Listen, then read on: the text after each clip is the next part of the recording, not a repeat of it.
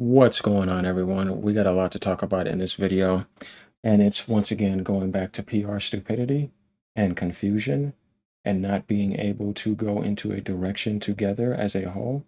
And we're talking about the Xbox VP, who I think should have been fired, Matt Bodie, but obviously he's there because he has a use for what they want. One thing that I can't stand is that he says stuff that makes no sense all the time. Mikey Bear used to call him out all the time, Mike Barr.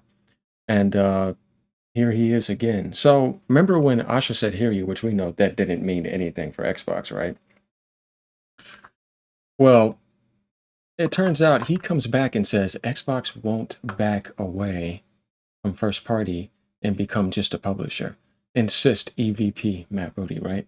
And it's like, why would you say that after the clarification that we're going to stick multi-platform? We have to do that. You can't afford to do anything other than become a publisher, a first party publisher for multiple platforms, not just a publisher. It's like, this is a stupid statement because it counter predicts what she said when people asked her about Hear You. Then she comes in and says, this right here, Xbox CEO Asha Sharma confirms no immediate change to their multi-platform strategy. This is a problem with this company. You see this confusion already? And the way things start off, you're trying to start fresh here. It's supposed to be a reset button, but you're bringing back the same nonsense again. Not her, but what he just did. We're going to keep meeting players where they are. You don't have a choice, right?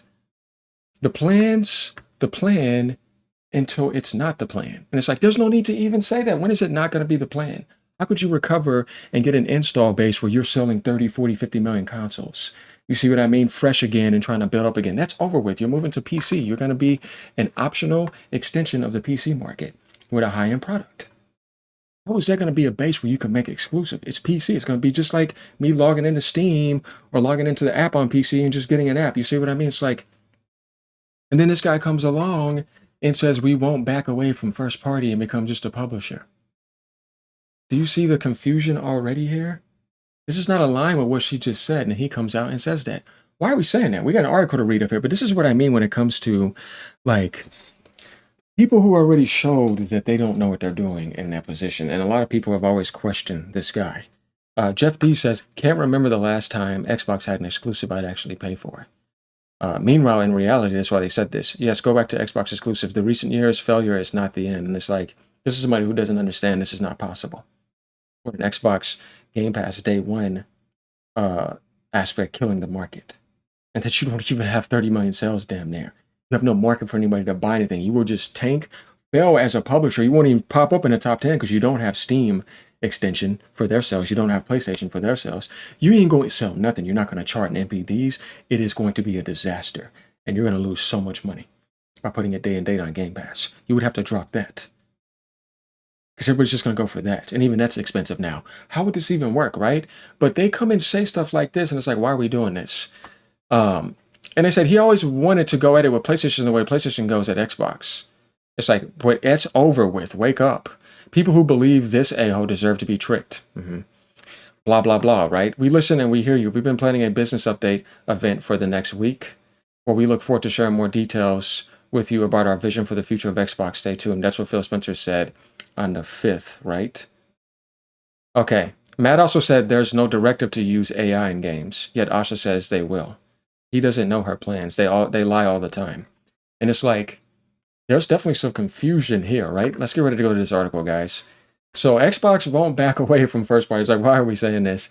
Ever since Xbox started putting its games on other platforms, particularly PS5, there's been speculation about whether the brand could ultimately end up going the way of Sega during the Dreamcast days and become just a publisher. That's what they are with dead hardware. Xbox EVP and CCO Matt actually addressed this during yesterday's Windows Central interview, telling the outlet that we're not backing away from first-party games and hardware. That's up to Satya, and he even said that's not going to happen because you have no franchise. Like, what are we going to do by making something exclusive? How's it going to help us? That's the same. You're going to disinclude Steam, and you're going to put it on the Xbox app only. That doesn't run PC. What's the biggest market for third-party in the console industry? PlayStation.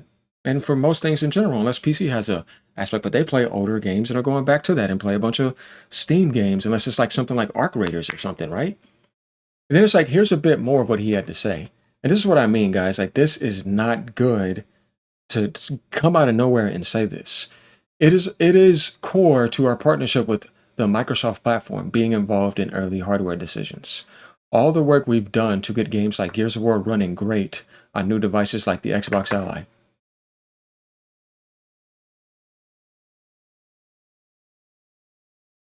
Did you just mention an Asus hardware that didn't even sell a million? Like that's supposed to mean something to help you sell some copies?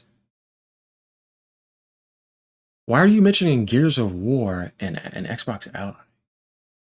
And so on. Like this is supposed to be something to clarify where you're staying first party. It is embedded within our structure. We're not backing away from that. We're committed to being a first party games publisher in partnership with our first party platform team. The Magnus is not a first party Xbox console. It is an Xbox hybrid PC device. It is an extension of the PC Windows market with Steam on it, because that's how Windows PCs are. It's going to be able to have backwards compatibility features. After that, what are you going to do with the series consoles? You're going to put it on sale and make it cheap? I didn't try that. Like you have to drop it down to like 450, $400 and put the Series S at 250 and make Game Pass $24.99 or something. And sell games at $50 to $60 and say you want to make an exclusive. That's the only remedy I could have seen that could have been somewhat possible, right? It's like, other than that, you're not doing that, no. So it's like, of course, it's not too surprising that Matt is saying this. We've got some major first-party games launching this year, along with a new handheld and an upcoming console that could be launching in 2027. Let's go down here. This guy sat up there with Phil and Sarah and said just 4 games, not exactly buying into it. Wake me up when they have actual actions to discuss. Words are usually empty in business. Also, they also said the plan is the plan until it's not the plan. You see what I mean about this confusion? Like they don't know what they're doing. There's no direction still here. It's just 4 games. This is on the Xbox website only. It's funny he uses ROG Xbox Ally as an example because it's actually Asus hardware. That's what I'm saying. Like, why are you using that? It's like some PowerPoint. Like, it's supposed to be some PowerPoint to share. They seemingly trying to please everyone, but that always doesn't work. I've reached a point where now I'm thinking Microsoft either release a good, solid traditional game console at a good price with a host of new exciting exclusives, and I mean exclusives only found on the console, like they used to, or move on from the console game altogether and just become a publisher. This constant hopping from one foot to the next has grown worrisome. This is what I mean. That's what you do with this flip-flopping with people 24/7. And she just got into that position. It's sad that they have to keep stating the obvious. Xbox will continue to make hardware. Hey, Chris, I was going to say that he picked the thing that is absolutely not an Xbox to use an example of new hardware. But now you see why, like, stuff like this popping up, it makes people want to doubt it and come in and post something like this. Because this is what she just said. Literally said that yesterday. And he comes and says that. It's like, did you not see that? Is there some, like, out of touch of reality here? Are you in your own, like, bubble fantasy? You know what I mean? Well, the way some gamers protect their chosen platform, it's not a stretch to think they might have special relations with it. Why would anyone believe a word he says? Wasn't he really excited about Perfect Dark before the studio shut it down? Why use the Ally X as an example instead of the Series X? That's a bit sus. I really feel like they are purposely obfuscating things. What does commitment to first party mean when you are a multi-platform publisher? Are the games they publish exclusive to a platform or not? Otherwise, does EA consider Madden a first party title? It seems like the terminology doesn't make sense. Yeah, you're confusing people. And you're flip-flopping and going all over the place. You're doing it already. Also, here's proud they got Gears running great on Xbox hardware. And this is an example of commitment to first party. That seems like the bare minimum for first party or third party. The game runs on the intended platform. Not sure why all of the recent corporate nothing speak. This person blurbs bother me, but it seems particularly vapid, maybe just fatigue. You can't really take anything this guy says serious. These are people all on Xbox websites. And honestly, it's baffling that he got promoted in the first place. A lot of people thought this guy shouldn't be there. So we see this, right? Mentions the ROG. This is like the 4th person that says this. This isn't an Xbox, and by the latest estimates, isn't actually now selling very well outside of the first month. Doesn't have hardware available in many countries. I do not know. I hope what he says is true, but my head also says that the PC Xbox will be enthusiasts only due to price. Casuals just aren't going to pay for it. You see what I mean, guys? So already this is a dumb post. And it's like you just got promoted and this is the thing that you're coming to say. Uh, hey, I'm just saying, you know what I mean? I'm not the one saying it. He is. And then you got people saying, no, how's it going to make any sense? What you mean? You're going to say Fable is which is going to be one of your biggest exclusives recently besides Forza, right? Is going to be some exclusive? No. You can't afford to do that unless you did 3-month windows or 6-month windows. And that's what I said that I think they should do. Which like everything you do, make sure it's a 6-month or 3-month. But could you really do that for certain games you're not confident in? How's it going to sell? You would have to include Steam day one then, and then come to PlayStation 3 to 6 months later. That was the only resolution I thought of early last year and before that. Like when you had Activision, make Call of Duty like a 6-month exclusive with Steam. Get your sales, then move it to PlayStation.